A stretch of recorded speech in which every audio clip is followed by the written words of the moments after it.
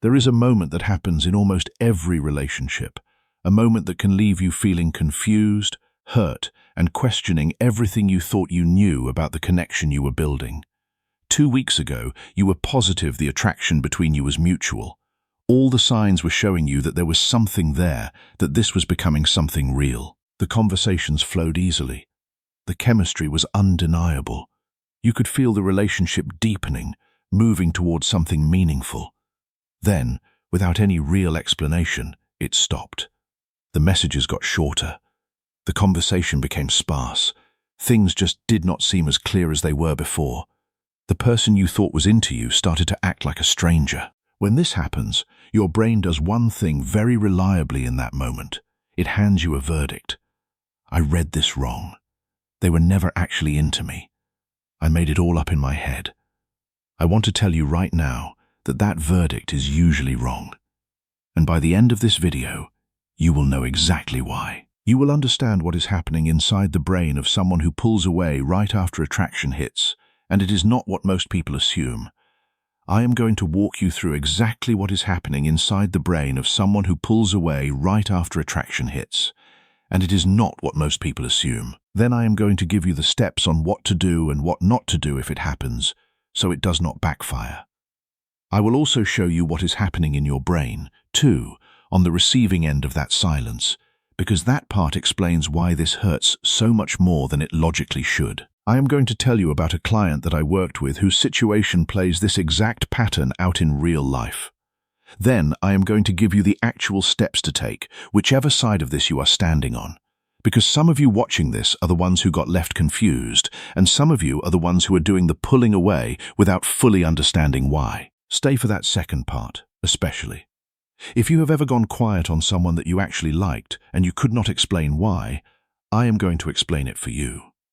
Let us start with something that most people never separate. Being attracted to someone and being able to handle that attraction are two completely different skills, and they run on two different systems. Feeling drawn to someone happens fast, and it happens without your permission. Dopamine floods in. Your attention narrows, and suddenly this person is the most interesting thing to exist. That part of the process is largely automatic, tolerating what comes next, the exposure of caring, the stakes of someone's opinion suddenly mattering, the vulnerability of being genuinely seen that asks something else of a person entirely.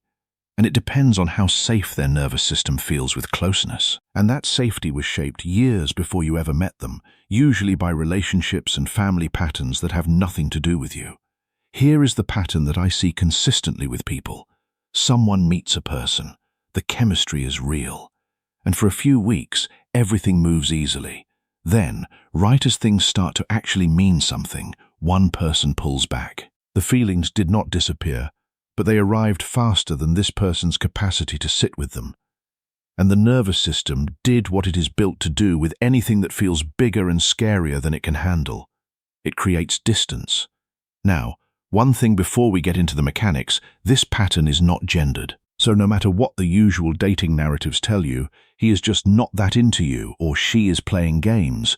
Those are lazy explanations that let people avoid actually understanding what is happening. I have worked with men who went cold on women that they were clearly crazy about, and women who did the exact same thing to men who adored them. It does not matter if you are male or female. Your nervous system will do the deciding if something feels too close for comfort. It just reacts.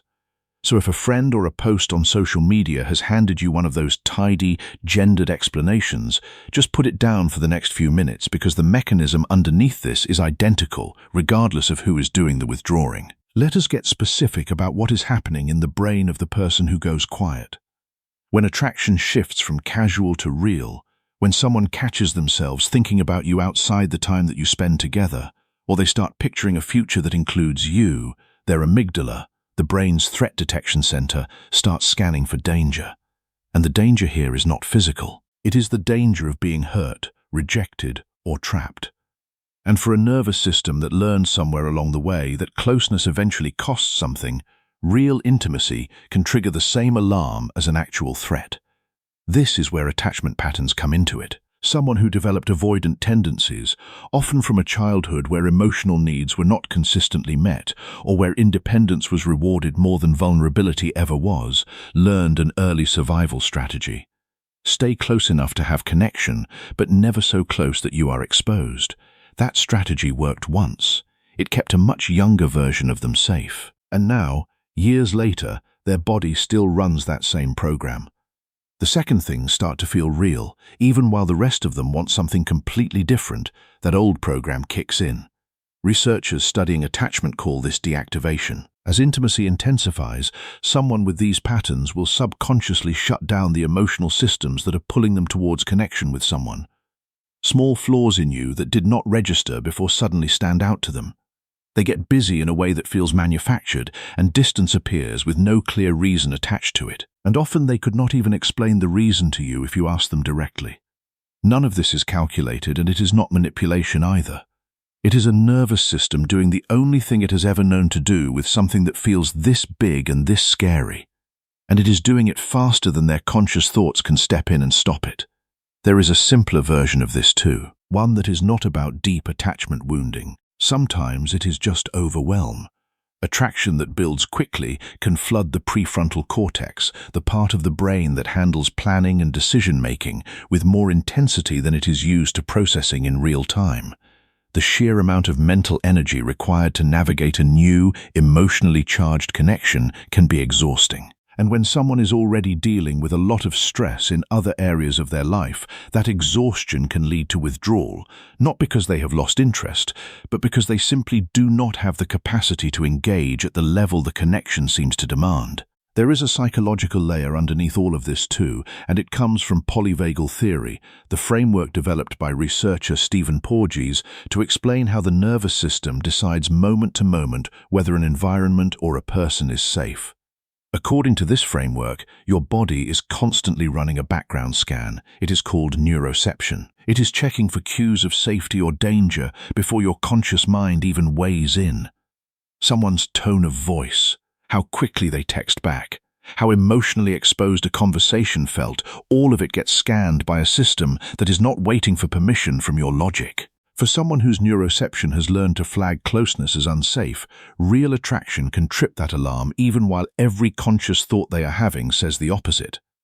That mismatch, wanting someone and feeling unsafe wanting them, is exactly what withdrawal is trying to resolve. Now, flip to the other side of this, because if you are the one watching someone go distant, your brain is running a very specific process, and understanding it is going to save you a lot of unnecessary suffering.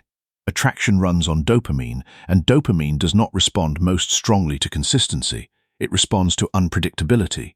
This is the exact mechanism behind a slot machine. A reward on a predictable schedule lets your brain settle down.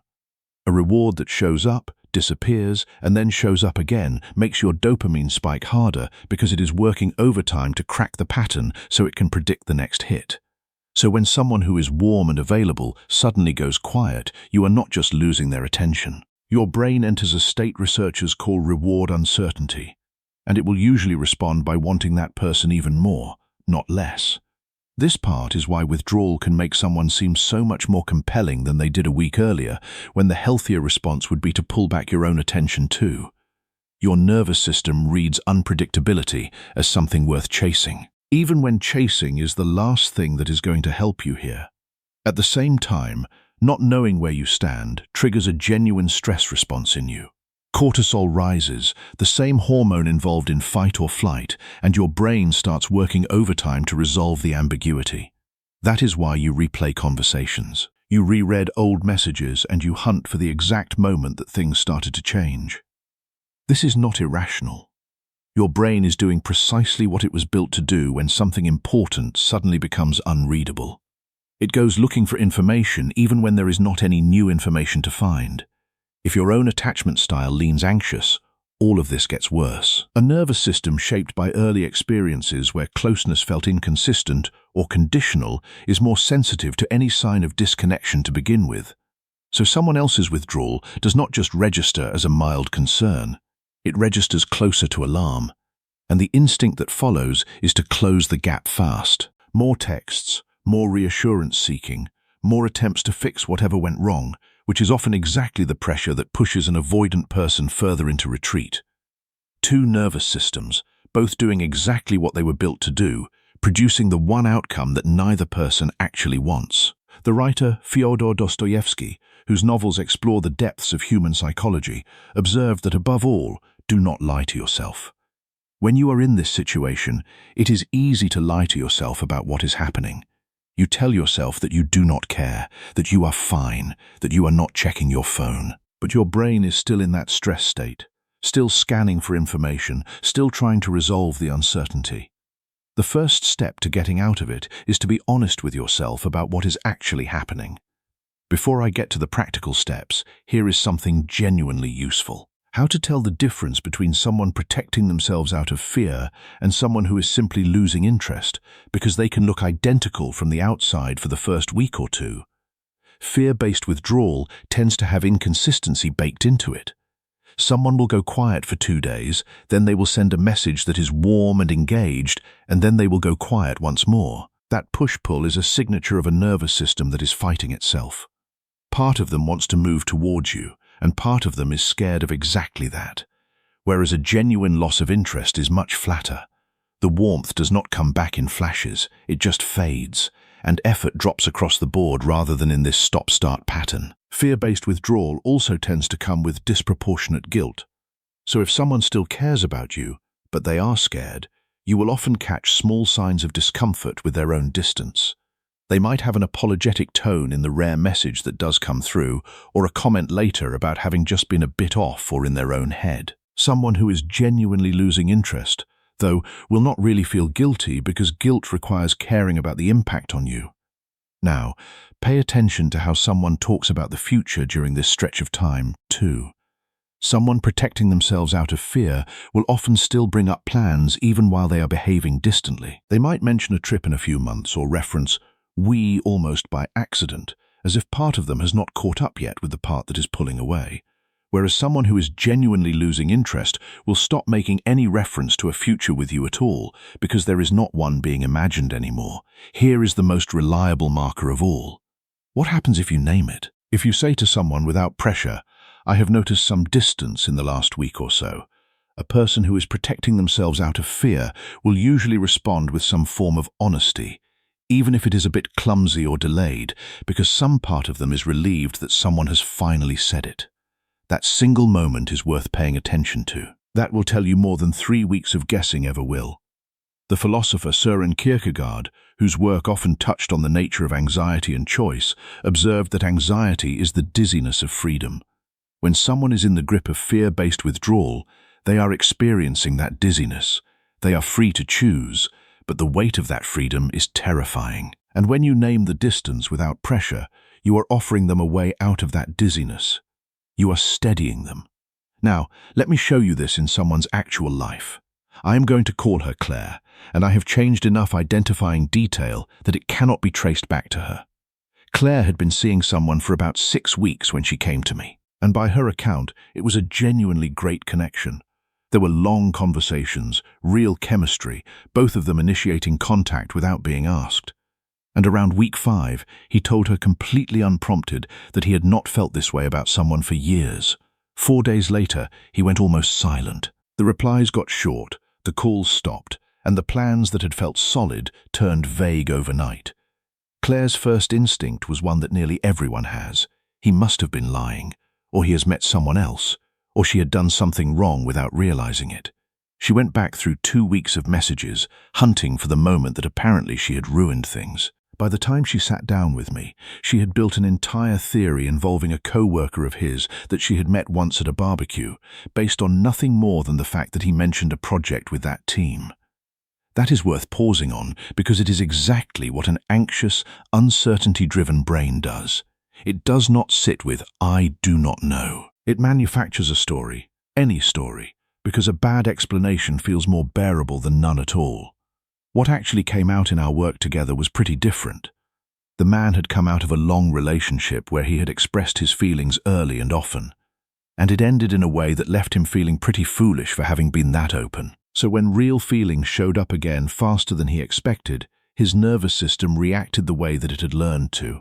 It treated the size of his feelings as the danger, and it put the emergency brake on before he consciously decided to do anything at all.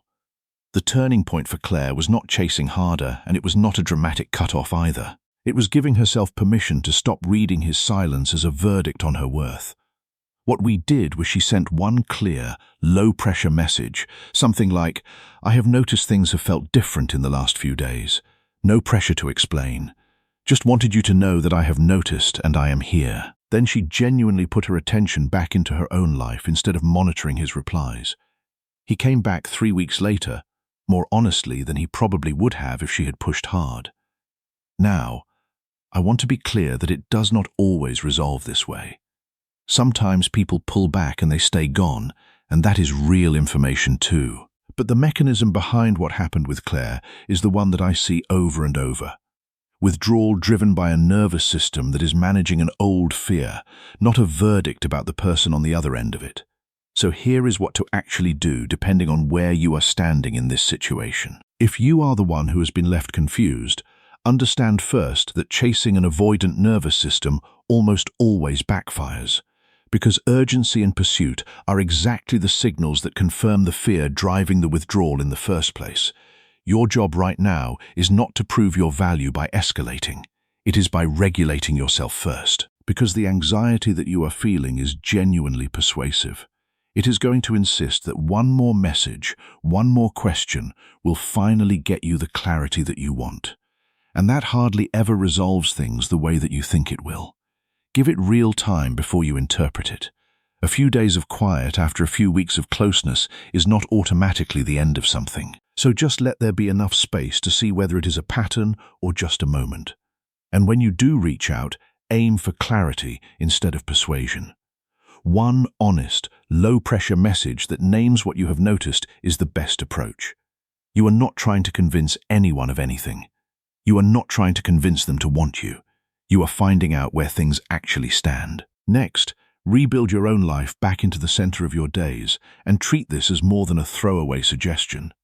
The more your time is structured around waiting for a reply, the longer your nervous system stays in that stress state, which leaves you less regulated, less like yourself, and less magnetic to be around, even in the moment when you do hear back. Decide your own limit in advance before you are in the middle of anxiety for how much time or effort you are willing to give this before you accept the answer that someone's actions are already giving you.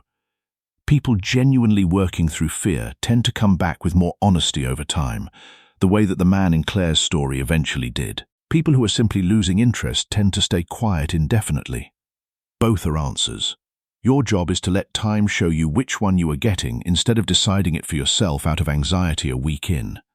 Here is one more practical thing worth doing while you wait. Write down somewhere that you will actually look at it again exactly what you were feeling and observing before the withdrawal started.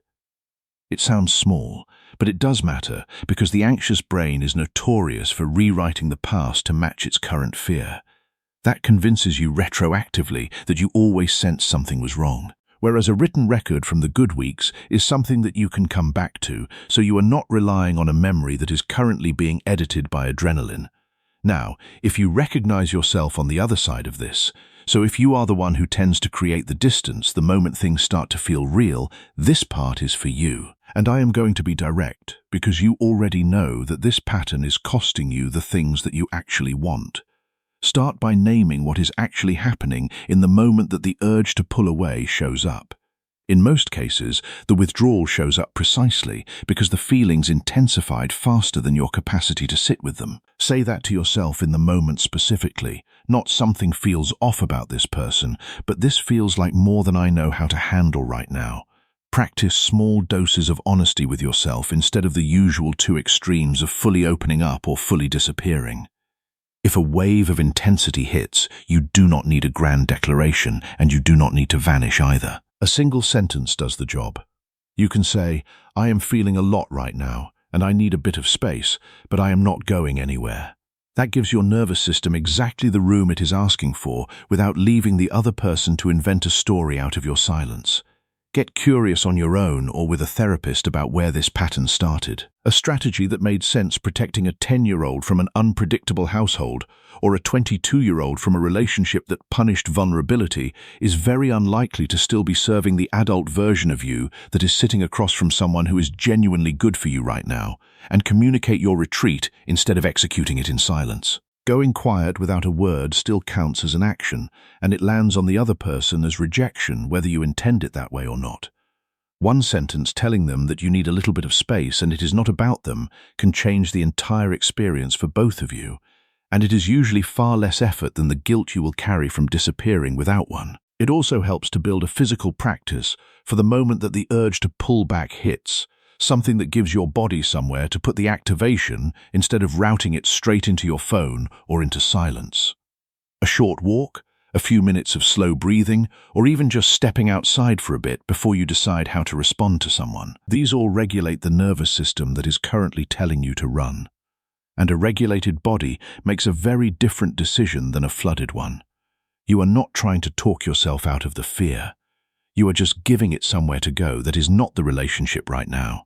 There is a concept in attachment theory called earned secure attachment. It is the idea that even if you grew up with insecure attachment patterns, you can develop a secure way of relating through conscious effort and practice. This is not about becoming perfect.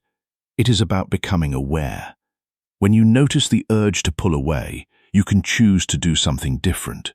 You can choose to stay in the room, even when it is uncomfortable. You can choose to send that single sentence instead of disappearing. And every time you do, you are rewiring your nervous system. You are teaching it that closeness does not always lead to danger. The writer and philosopher Alain de Botton, who has explored the psychology of relationships, observed that the quality of a person's presence is often measured by the quality of their attention. When you are present with someone, even when it is difficult, you are showing them a quality of attention that they may have never received before. And that quality of attention is what heals. If there is one thing I want you to walk away with, it is this. Someone going distant after real attraction is not always a verdict on how they feel about you. Far more often, it is a nervous system managing an old fear that started long before you walked into their life, running a script that has almost nothing to do with you. Now, that does not mean that patience is unlimited, and it does not mean that every withdrawal deserves the benefit of the doubt. Genuine disinterest and genuine fear can look similar on the surface for a week or two. The difference shows up in exactly what happens next, whether honesty eventually follows or whether the silence simply continues. You do not get to control which one you are dealing with. What you do control is whether you spend the waiting period regulated and getting on with life, or anxiously trying to win back someone who has never actually gone. And if you are someone who recognizes the withdrawal pattern in yourself rather than in someone that you are dating, I want you to hear this part specifically. Understanding the mechanism does not excuse you from doing the work of changing it. Knowing why you pull away is the beginning of a different way of relating, not a reason to keep doing the same thing. The people who actually change this pattern are the ones who use the insight to act differently the very next time the urge shows up. The philosopher Epictetus, one of the great Stoics, taught that no great thing is created suddenly, and the kind of secure attachment that allows you to stay present with someone without fleeing is no exception. It is built through the accumulation of small choices, each one building on the last. Each time you choose to stay present rather than fleeing, you build that security. Each time you choose honesty over silence, you build that security. And as you build it, it becomes part of who you are. Thank you so much for watching all the way to the end. It genuinely means a lot, and it is exactly what allows me to keep making videos just like this one. If this helped you make sense of something that has been confusing you, please hit subscribe.